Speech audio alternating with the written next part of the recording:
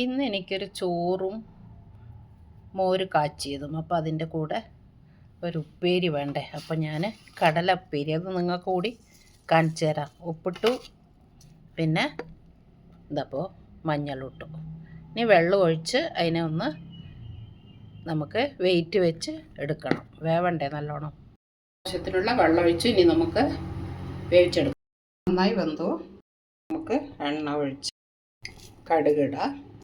കടുക് പൊട്ടുമ്പോൾ ഉഴുന്നുപരിപ്പ്, ഉള്ളി വെളുത്തുള്ളി ചതച്ചത്, നൂഡിൽസ് മസാല കാണിച്ചെന്നില്ല, അതിൻ്റെ ആ മസാല ഇട്ടു.